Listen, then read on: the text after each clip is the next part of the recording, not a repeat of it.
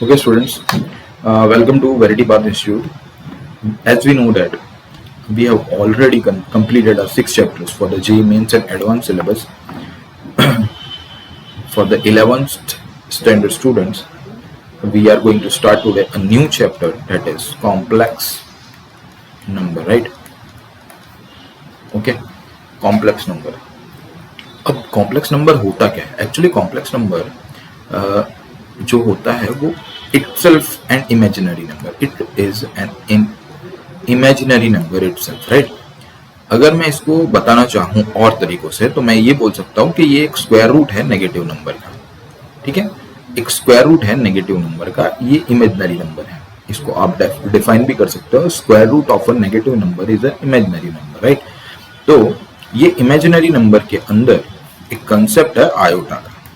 ये जो आयोटा है उसको आई से डिनोट करते हैं और चीज सेम है, इमेजिनरी नंबर ही है, लेकिन ये कुछ नंबर है, राइट? -1. मैं ये जो नेगेटिव नंबर पर्टिकुलरली बात करूंगा वो होगा नेगेटिव ऑफ -1.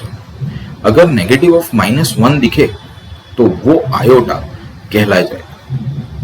अब अगर मैं इसको ऐसे लिखूं i equal to root of -1, अब मैं क्या करता हूं, स्क्वायर करते जाता हूं. अगर मैं इसका स्क्वायर कर दूं दोनों साइड पे तो ये बन जाएगा -1, राइट? क्यूब करूं तो मैं ऐसा बोल सकता हूं i square into i, that will be -1 into i, that is minus, right? i raise to 4 का क्या होगा, i क्यूब इंटू आई या i स्क्वायर इंटू आई, आप कुछ भी कर सकते हो अपने हिसाब से. -i into i, that is minus of i square, that is 1, right? Okay. अब मैं इसके सामने कुछ लिखना चाहूँ तो आगे बढ़ते हुए i रेज टू 5 भी फाइंड कर देते हैं. तो i रेज टू 5 क्या होगा, i raise to 4 into i, that will be equal to i 1 into i, right? i raise to 6 क्या होगा, simply i raised to 5 into I, that is simply I into I, वो क्या होगा, minus i raised to 7 क्या होगा, i raised to 6 into I, that will be -1 into I, ये होगा -i, right? अब i raised to 8 क्या होगा, i raised to 7 into I, that will be equal to -i into I. मैं ऐसा बोल सकता हूँ ये भी 1 होगा, ठीक है? अब देखो को रिलेशन देखते हैं इन सब का. ये तो मैं मल्टीप्लाई करता जा रहा हूँ, लेकिन अगर मैं को रिलेशन ध्यान से देखूं तो ये जो i है और i5 है, दोनों सेम है, ठीक है? i स्क्वायर को देखूं तो ये i स्क्वायर का -1 आया है और i रेज टू 6 की भी वैल्यू सेम आई है. -i क्यूब का भी है और i रेज टू 7 का भी, और 1 आंसर आ रहा है i रेज टू 4 और i रेज टू 8 का, ठीक है? तो देखो सिंपल है कि i जो है वो मैंने पहला दिया, तो 1 i रेज टू 1 अगर मैं मानूं, i रेज टू 1 और i रेज टू 5 सेम हो रहा है, मतलब कि मैं ऐसा बोल सकता हूं कि अगर मैं 1 के अंदर +4 कर दूं तो 5 आ जाएगा. मतलब देखो हर एक के अंदर +4 कर देता हूं, +4, तो आ गया है ये डिफरेंस. मतलब कि हर, ऐसा बोल सकता हूं, हर चौथे स्टेप के बाद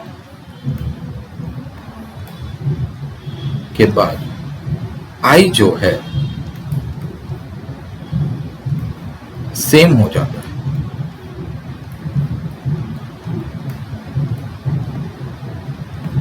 after every 4 step i become same, right? तो अगर i जो है उसके अंदर +4 कर दूं तो ये सेम रहेगा. स्क्वायर के अंदर अगर मैं देखूं तो +4 कर दूं तो 6 सेम रहेगा. i क्यूब के अंदर अगर मैं 4 ऐड कर दूं तो i 7 सेम रहेगा, और i के अंदर 4 कर दूं तो i 8 सेम रहेगा. मतलब ये एक बेसिकली आयोटा का कंसेप्ट है, ठीक है। अब देखते हैं आगे कि आयोटा और क्या क्या कर सकते हैं। तो मैं थोड़ा आगे करते हैं, थोड़ा यहाँ पे थोड़ा कोरिलेशन और एक बन सकता है। देखो, अगर मैं ऐसा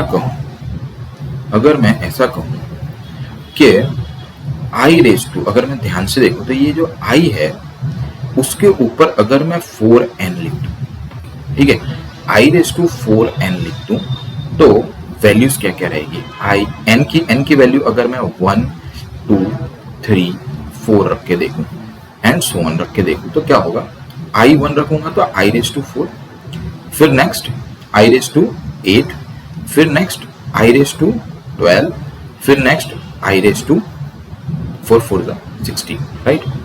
देखो ध्यान से अब मेरा पहला क्या है, 4 और 8 सेम है। देखो 4 एंड 8 सेम है, प्लस 4 करोगे तो 12 भी सेम आएगा, और प्लस 4 करोगे तो 16 भी सेम आएगा, राइट। तो इसका मतलब क्या हुआ, इसका मतलब कि मैं एक जनरल बता रहा हूँ, जनरल सॉल्यूशन बना रहा हूँ इसका। मैं एक जनरल चीज बना रहा हूँ। मान लो कि ये आई रेस टू 4 है ना, तो उसकी वैल्यू हमेशा क्या रहेगी, 1 from the this one i raise to 8। आप बोल सकते हो कि इसकी वैल्यू 1 रहेगी। तो मैं ऐसा बोल सकता हूँ कि आई रेस टू 4n अगर 1 है तो आई रेस टू 4n प्लस 1 क्या रहेगा, वो सेम टू सेम हो जाएगा, 4n प्लस 1 मतलब अगर 1 डालू तो ये 4 प्लस 1 5 हो जाएगा, ठीक है। तो 5 की वैल्यू क्या आती है, अगर मैं बोलूं आई रेस टू 4n प्लस 2 कर दूं तो मेरी वैल्यू क्या आएगी, 6 अगर 1 डालता हूं तो that is -1, and i raise to 4n plus 3 कर दूं तो मेरी वैल्यू आएगी -5। तो ये अपना एक जनरल इक्वेशन बन गया, जनरल सॉल्यूशन बन गया। मैं ऐसे इसको याद रख सकता हूं। कैसे याद रख सकता हूं, 4n plus 1, 4n plus 2, 4n plus 3, एक आई नेगेटिव ऑफ एक आई, पहले एक आई फिर नेगेटिव ऑफ एक आई, ऐसे करके मैं याद कर सकता हूं। चलो इसके थोड़े क्वेश्चंस चेक करते हैं कि कैसे कैसे पूछ सकते हैं, ठीक है। पहले तो कुछ एग्जांपल्स लेते हैं। एग्जांपल्स, लेट से आई रेस टू 91, ठीक है। तो इसका सिंपल सॉल्यूशन अगर मैं मानूं तो 91 के मैं 4 से डिवाइड करूंगा तो क्या आएगा, 22। 88 प्लस 3, देखो ध्यान से, ठीक है। अगर मैं इसको 4 से डिवाइड कर दूं, 4 2 8 एंड 1 1, 4 2 8 एंड 3 रिमाइंडर आ गया। और 22 पे इसका मतलब क्या है, 22 पे ये 4n बन रहा है, 22 पे ये 4n बन रहा है, और उसके साथ क्या है, +3, और +3 की वैल्यू क्या आई थी, -i। So -i will be the simple answer for this type of questions, ठीक है। सेकेंड अगर मैं लेता हूं आई रेस टू, मान लो 200 ले लिया, ठीक है। तो आई रेस टू 200 के साथ अगर 4 को डिवाइड करूंगा तो 50 आएगा। इसका मतलब कि 200 इज डिविजिबल बाय 4, तो ये एक 4n ही है, तो इसका आंसर आएगा 1। ऐसे आप बड़े बड़े क्वेश्चन सॉल्व कर सकते हो। जैसे मान लो कि थर्ड क्वेश्चन में ले लूं I202, तो 200 तक तो 1 ही आंसर, ठीक है। आई रेस टू 200 तो मेरे पास वैसे भी डिफाइंड है, +2 हो रहा है, तो 4n प्लस 2 जैसा कुछ दिख रहा है। अच्छा, अगर 4n प्लस 2 है, ठीक है, 4n प्लस 2 में आपका आंसर, आप चेक कर सकते हो, 4n प्लस 2 के अंदर आपका आंसर रहेगा -1, राइट। तो ऐसे करके अपन क्वेश्चंस ये सॉल्व कर सकते हैं, ठीक है। थोड़ा सा लेवल बढ़ाते हैं और क्वेश्चंस को थोड़ा और जस्टिफाई करते हैं। चलो, question number 1, right, I am giving you some questions. Let's say let me check some books. from where I can get you some good questions. Okay, first question is, let if k belongs to n, right, then summation of it is n equal to let's say, okay, summation को बाद में लेते हैं, पहले ये question दूसरा वाला ले लेते हैं. k belongs to n I raised to 4k plus 1 minus I raised to 4k minus 1 divide by 2. What will be the answer? ये मैं चलो क्वेश्चन नंबर 2 पे ले लूंगा, ये वाला समेशन वाला. ठीक है, अगर ये वाला क्वेश्चन सॉल्व करते हैं तो देखो 4k plus 1, k belongs to n है, 4n plus 1 वाला सिस्टम है, तो अपने को क्लियर कट दिख रहा है 4n plus 1 क्या होगा. 4n plus 1 आपने ऊपर अभी डिफाइन किया, तो 4n plus 1 होगा i, राइट. तो मैं लिख दूं यहाँ पे i. अच्छा, ये 4k तक पता है, प्लस 1 पता था, प्लस 2 पता था, ये माइनस 1 क्यों? तो माइनस 1 के लिए क्या करोगे आप, इसको थोड़ा सा एक्सपांड कर देते हैं, i raised to 4k into i raised to minus 1, ऐसे मैं लिख सकता हूँ, राइट. ओके, अब ये हो गया i minus i raised to 4n, 4k वही 4n है, तो 1 होता है वो, तो i raised divide by 1 upon i होगा ये, i raised to minus 1. ठीक है, तो क्या आएगा, i square minus 1 upon 2i, और i स्क्वायर अपन जानते हैं वो माइनस 1 होता है. ठीक है, ये 2i.